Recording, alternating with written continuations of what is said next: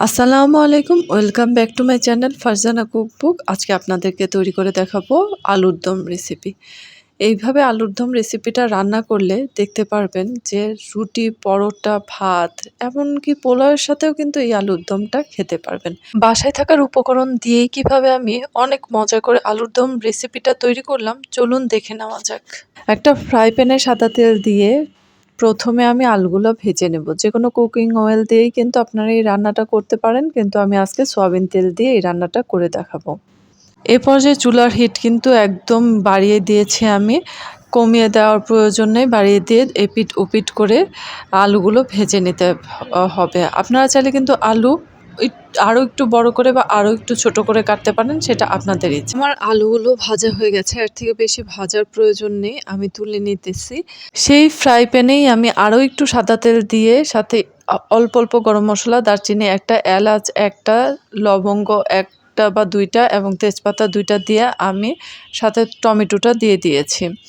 আদা রসুন পেস্ট দিয়েছি, আদা পেস্ট দিয়েছি হাফ চা চামচ আর রসুনের পেস্ট দিয়েছি 1 চা চামচ। আদা রসুনের কাঁচা গন্ধটা দূর হয়ে যাওয়া মাত্রই আমি এখানে পেঁয়াজ পেস্ট দিয়ে দিব, যেটা আমি ব্লান্ড করে রেখেছিলাম 3 টেবিল চামচ।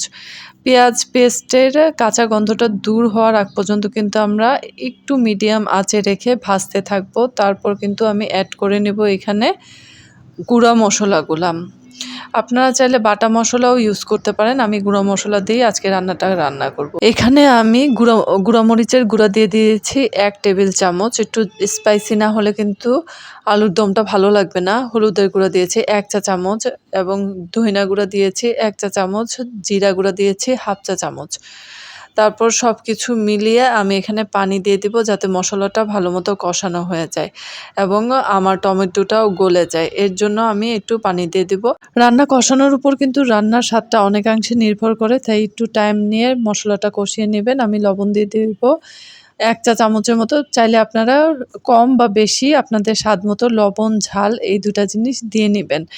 আমার কিন্তু মশলাটা কষানো হয়ে গেছে, দেখতেই পাচ্ছেন কত সুন্দর আসছে কালারটা। আমি এখানে আলুগুলা ভেজে রাখছিলাম, সেটা দিয়ে দিব। আলুগুলো দিয়ে ভালো করে মশলার সাথে মিশিয়ে নেব চামচ দিয়ে নেড়েচেড়ে, যাতে সবগুলা আলুর মধ্যে মশলাটা মিশে যায়। মশলাটার সাথে আলু ভালো করে মিশে যাওয়ার পরে আমি এখানে পানি অ্যাড করে নিব।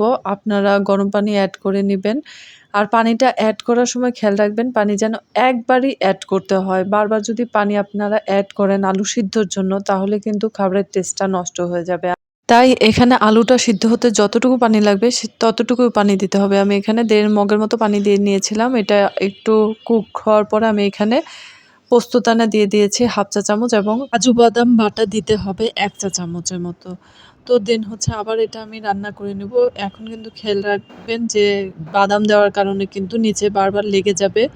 তো খুব খেয়াল করে রান্না করবেন এই টাইমটায়। এখন আমি একটু চিনি 1 চা চামচ চিনি দিয়ে নিয়েছি। আপনারা চাইলে কম বা বেশি মিষ্টিটা দিয়ে নিতে পারেন। পর্যায়ে আমি 1 চা চামচ ঘি অ্যাড করতেছি, যেহেতু আমার আলুর দমটা একদমই রেডি হয়ে গেছে। এই পর্যায়ে এসে ঘিটা অ্যাড করলে কিন্তু ঘিয়ের গন্ধটা পুরা আলুর দমে ছড়িয়ে যাবে এবং খুবই সুস্বাদু হবে। ঘি দেওয়ার পর 5 মিনিট আমি ঢেকে আলুর দমটা রান্না করেছি। দেখতেই পাচ্ছেন কত সুন্দর একটা কালার আসছে এবং কত সুন্দর এটার ফ্লেভার বাহির হয়েছে। যারা আমার চ্যানেলটা নতুন দেখছেন এখনও সাবস্ক্রাইব করেন নাই, প্লিজ সবাই আমার ইউটিউব চ্যানেলটা সাবস্ক্রাইব করবেন, বেল আইকনে প্রেস করে রাখবেন, যাতে নতুন রেসিপি দেওয়ার সাথে সাথে আপনাদের কাছে নোটিফিকেশন চলে যায়। লাইক কমেন্টস করে পাশেই থাকবেন।